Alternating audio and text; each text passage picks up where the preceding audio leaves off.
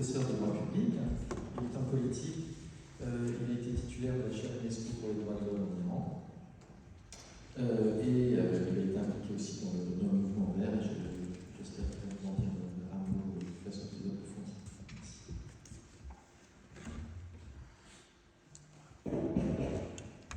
Bonsoir tout le monde.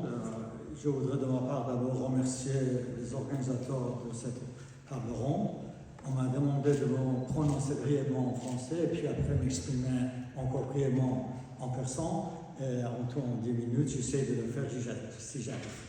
Bon, ma question, j'ai essayé de me concentrer sur l'aspect juridique des événements récents.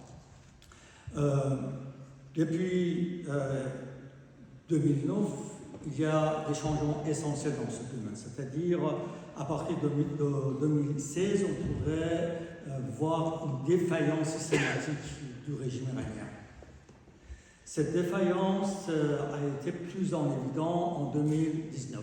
Depuis 2019, le régime iranien accorde concernant son existence. Alors, il y a une défaillance au niveau politique, mais également au niveau juridique. Pour la première fois, peut-être dans l'histoire de la République islamique, le régime se considère menacé par le manquement de son arsenal juridique ou bien législatif. C'est-à-dire, ce régime, sur certains aspects, je vais être très bref, je n'aurai pas le temps de développer tous les points, mais j'essaie de présenter le fond de mon pensée. Le régime a pris la conscience que maintenant, c'est l'existence de son régime qui était en question, puisqu'il n'y a plus la question de réforme. En 2009, nous avons demandé simplement l'application complète de la Constitution. C'est-à-dire, on pensait qu'avec la partie 3 de la Constitution qui concernait le droit du peuple, on pourrait développer un champ de progrès vers la liberté politique, tout ça. On n'a pas arrivé, puisque le régime ne voulait pas. En 2017 et 2019 particulièrement, le régime a compris que la situation a radicalisé totalement. Et puis, il y avait le changement de manière de manifestation, c'est-à-dire le droit de manifestation, c'est une question importante. Je ne vais pas développer le fondement de ce droit, qui est le garant de tous les autres droits individuels. Mais quand même, le régime a procédé autrement à la répression des manifestations. La manière de répression a changé. Et dans cette situation, justement en 2002, le régime a compris que son arsenal concernant le droit des forces armées à l'utilisation des armes ne suffit pas pour justifier les actes commis par les forces, entre guillemets, de police, puisqu'il n'y avait pas uniquement question de police, mais il y avait également la question des sans uniforme, ceux qui sont à la base de la répression, et puis après également, il a compris que concernant la protection de ces forces, il leur manque de législation, puisque les législations anciennes ne suffisaient plus. Et également, il y avait une question concernant, déjà, puisque déjà en 1994, il y avait une petite loi, on pourrait dire petite loi, avec des petites alinéas qui concernaient la répression de violation de l'hijab obligatoire, mais ça ne suffisait pas maintenant, puisque les sanctions étaient minimales au sens actuel des choses pour étant donné ce qui se passait, ce qui se passait et ce qui se passe. Et puis après, ils ont commencé à élaborer un projet de loi avec des dizaines d'articles concernant la pudeur, c'est-à-dire le bon moral, et l'hijab.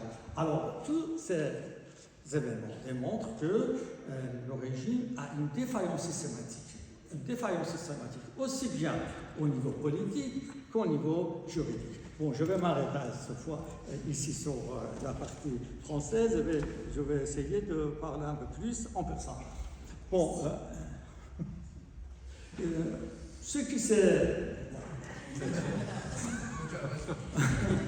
بله معذرت میخوام اون چیزی رو که در واقع باید روش تاکید کرد تحولی که از 1388 تا به امروز ما شاهدش هستیم. یعنی 1388 من برخلاف سعید فکر می‌کنم که امید وجود داشت. ما امید داشتیم که میتونیم تغییر ایجاد کنیم و به نیروی تغییر خودمون اعتماد داشتیم و جامعه پشت‌سرمون بود. یک تیم بسیار وسیع از مردم آمدن برای تغییرات، اما شکست خوردیم. این شکست خوردن، حالا نمیگم هم شکست خوردیم، پیروزی نهایی به دست بردیم به جهت اینی که هم ما خودمون دچار پارادوکس بودیم و هم پارادوکس خیلی مهم بود در داخل نیروهایی که میخواستن راهبری کنن حرکت رو. پارادوکس رو داشتیم که پارادوکس ها عمیق بود، اساسی بود و حل نشده بود و به همین جهت بود که ما نتوانستیم اون چیزی رو که جامعهش امید داشت محقق بسازیم. اما این اتفاق باعث نشد که این حرکت متوقف بشه.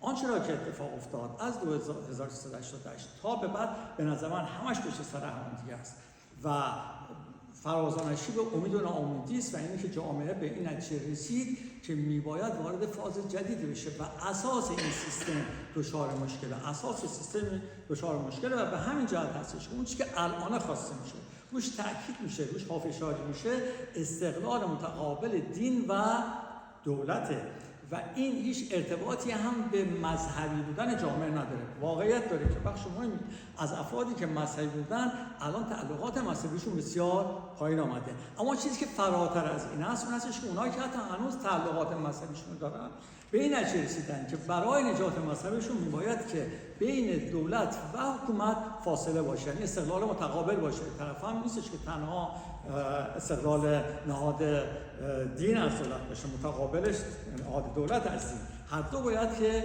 وجود داشته باشه. این تحول بسیار اساسی و مهم بوده و در این بین آنچه را که حائز اهمیت هست عبارت از این هستش که ما اون چیزی رو که اساس ماجرا بود، یعنی حکومت قانون حرفی بوده که از سابق وجود داشته، هنوز هم وجود داشته داره و هنوز هم تحقق پیدا نکرده. این حکومت قانون هستش که اساس در واقع تحول در ایران میتونه رقم بزنه، علاوه بر تمام موازین مربوط به حقوق بشر، مربوط به توسعه و غیره.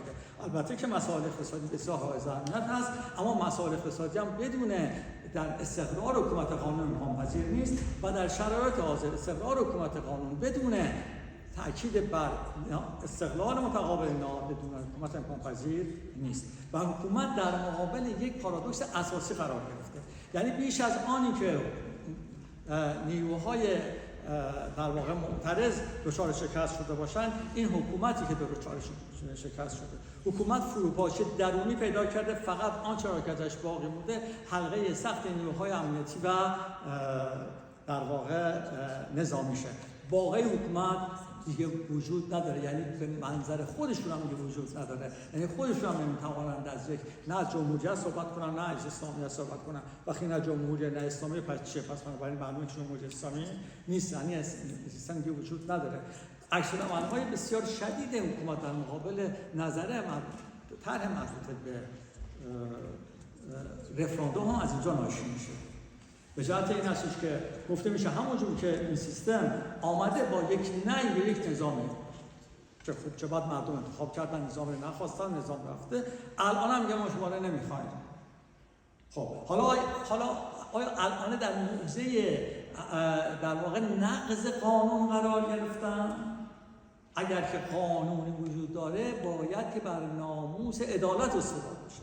قانون که بر ناموس عدالت استوار نیست قانون نیست، اون تبدیل میشه به ابزار اعمال خشونت، مشروعیت بخشیدن به خشونت. اون چیزی هستش حکومت از در مقابلش نمیتونه مقاومت بکنه و در این بین نقش زنان، یعنی در واقع اولین چیزی که حائز اهمیت از جمله شما اجتماعی است، بتوانند که نیروهای رو بسیج بکنند که اونها بتوانند مقاومت مدنی مسالمت آمیز گسترده و تعیین کننده داشته باشند، حکومت به در واقع تسلیم میشه. چیزی رو که اون بخشی که از جامعه که تونسته این مقاومت رو به صورت گسترده انجام بده زنان بودن. این زنان تنها از این 2002 نبوده، از خیلی از قبلش این مسئله شروع شده بوده و امروز الان در یک مرحله تعیین کننده قرار داره و بعد هیچ ناامیدم نیستم، مطمئنم و قطعی میدونم که این سیستم تغییر خواهد پیدا کرد و مردم انشالله به حقوق خودشون دست پیدا خواهند کرد.